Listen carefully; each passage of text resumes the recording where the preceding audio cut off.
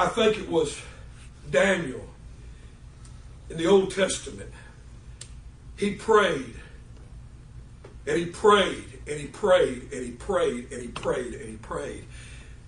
And the devil was oppressing him so bad. And Daniel finally come to God 21 days into prayer. He said, Lord, do you hear me? What's going on? And God said, Daniel, I heard you from the first day you prayed. But Satan has hindered your prayers. And I've sent reinforcements. And the answer, Daniel, is on the way. Amen. Yes. Amen. Sometimes we got to get consistent in our prayer and say, God, where are you? God, I need you. And continue in prayer. And God said, I will hear you. Amen. Yes. Amen. Amen. Amen. Let me tell you something. I prayed for my brother-in-law who's with the Lord now, an old Vietnam veteran, Ruffle Cobb. Amen.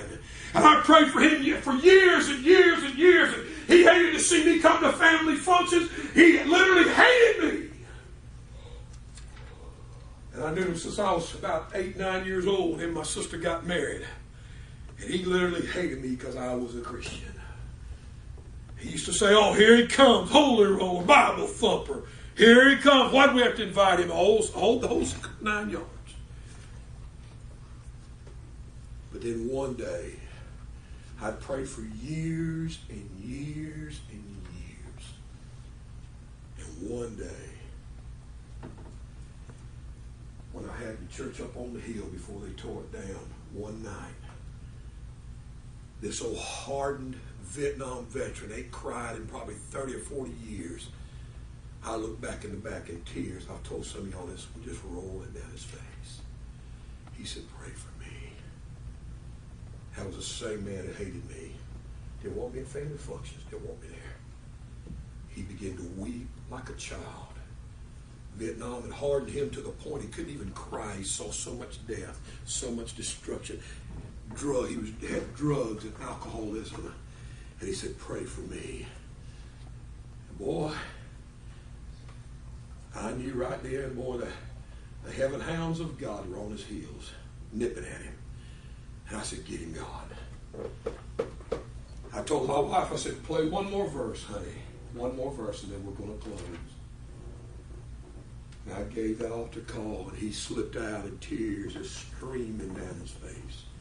He come up and he grabbed me, and he said, brother, he said, pray for me, please. I need to be saved.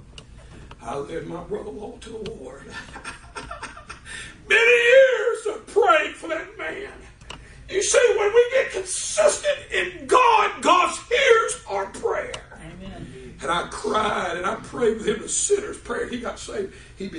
I ordained him into the ministry. He was my associate pastor. And when he went home to be with the Lord, he was working in another church. And he was working in men's ministry. And brother, he went home to be with the Lord. And I said, God, thank you. Thank you. Amen. Yes. As I preached his funeral with that other pastor. And I said, boy, what a blessing.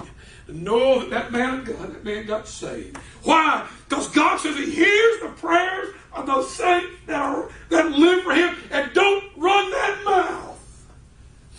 Some of you will get out here and you might leave here today and the first thing you'll do, you know what? That preacher got a big old mouth, ain't he? Pastor Ron really kind of run us out today. Yes, he did. Yes, he did. I'm not conventional, so I'm going to blow my nose now. I'm not going to have no snot run down the mustache. Amen. He goes on to say, the Lord is high unto them that are of a broken heart, and saveth such as be of a contrite spirit. Many are the afflictions, watch what he says, of the righteous. Are you afflicted today? People think Christians got it so good. Let me tell you, since I've been saved, I've been in a thorny rose garden ever since I've been saved. Now I get pricked by them thorns every time I turn around. By life's miseries. Many are the afflictions of the righteous, but the Lord delivered them out of all of them. Not just some of them. Amen. All of them. I can honestly say there has never been a time that God has not been my helper.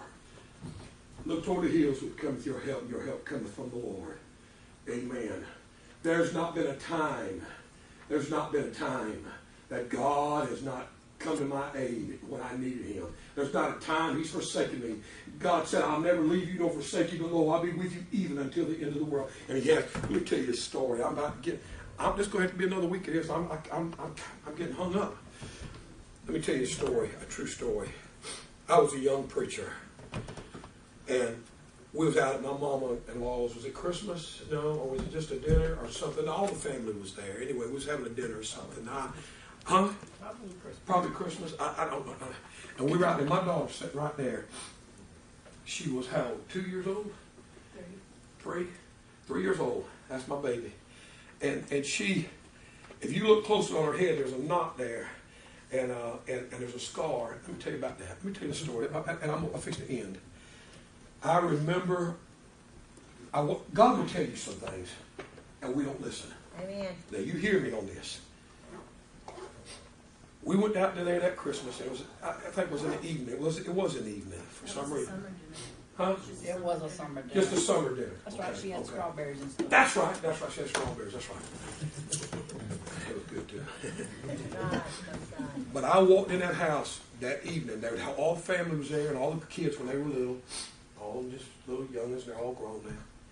I was a young preacher, on fire for Jesus, loved my Lord. See, back then I wouldn't wear blue jeans or nothing. I wore slacks and white shirt everywhere I went. I don't. Just one of them things. Okay, doesn't matter what I was wearing. I mean, I could have been wearing a bikini. It don't matter. Get that image out your mind. I'm sorry.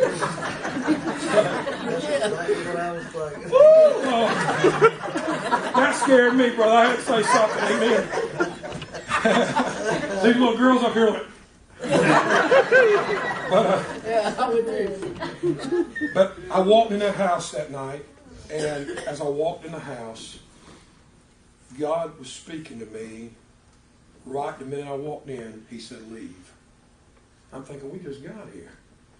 He kept on my heart, leave, leave, leave. Now, her mom and dad went crazy about me. Her mom's a Christian, her stepdad was not, and they wasn't crazy. See, some of this, way back they heard something, and they couldn't let it go, and it wasn't true. I've been in jail, I was a drug addict, I was everything else, and I didn't know what they were talking about, but anyway. But they didn't like me, and that's fine. I still love them. He's dead, he's gone. I love them. And I pray for them. Matter of fact, I pray for them all the time. But anyway, something kept telling me, leave, leave, leave. And I went to my wife and said, look, we need to go. They have a basement, and at the bottom of the stairs is concrete floor. And those kids were on the stairs. I said, Lydia, get off them stairs. And I kept telling my wife, we got to go. Let's go. Let's get out of here. I just feel we got to go. Sandy said, well, let's leave. We got to go. God was telling me, the husband of my home, the leader of my family, to get my kids and leave. And I didn't understand. But I kept, like a cat on hot timbers, I kept walking through the house. Everybody's talking. I said, Sandy, let's go. Come on now. Let's go. Let's not. Oh, no. See, but God hears our cry. Even when we sometimes don't hear him or pay attention when he speaks to us, he hears our cry. I was sitting there, and one of our nephews, who was an Iraqi veteran, he's with the Lord now, he died. He was just a kid. I think he pushed my daughter off the top of them stairs. And I was in the kitchen, and I heard it when she hit. I heard the loudest pop, and I hit it from them stairs. My baby, covered in blood, head was wide open. I scooped her up the stairs. I went. Her blood, before I got to the car, my whole body was covered with blood. My baby's in my arms. And I went out that door like a rocket. We got in that little Yugo. Do y'all remember Yugo? I climbed in one leg, slipped it over me, got in like this. And I had to put that thing on, man, I'm telling you. And I handed her to her mother. And that thing, I had that little 5-speed sound like a sewing machine headed from Blythewood, South Carolina to Richland County Hospital as fast as I could go. My baby's blood pouring out of her head, just pumping. It was pumping out of her head. And I was covered, her mom was covered. My baby was crying. And I was driving. My first apology, said, God forgive me. But Father, please, please, please, don't take my baby from me, please. Please stop the blood, Lord, please stop that flow of blood. Please, I'm not going to make it, Doc. Lord, please. The blood stopped just like that. It's like somebody put a lamp on her head. Stop. Boom. She was crying. The blood stopped. We got Grissom Memorial. I went in. They said, well, sir, I said, I ain't filling out nothing. And I kicked the door up. I said, I need a doctor. I said, I'll fill out paperwork later. You better get me a doctor here right now, man. This ain't good. That doctor come in, Christian doctor. He said, Mr. Roach, let me hold the baby. He took her and he laid her on the table. He said, nurse, get stuff scrubbed up. This baby needs some stitches in her head. We need to look see what's going on. We need to x-ray her head and everything. And I sat there with her the whole time and watched him sew my baby's head up. And there was like lights around that doctor's hands, just lit up. His hands were lit up. He never shook one time. I said, Lord, guide the surgeon's hands as he sewed my baby's head up so meticulously. And Lydia was crying, and I said, baby, please stop crying. Lydia went, okay, Daddy.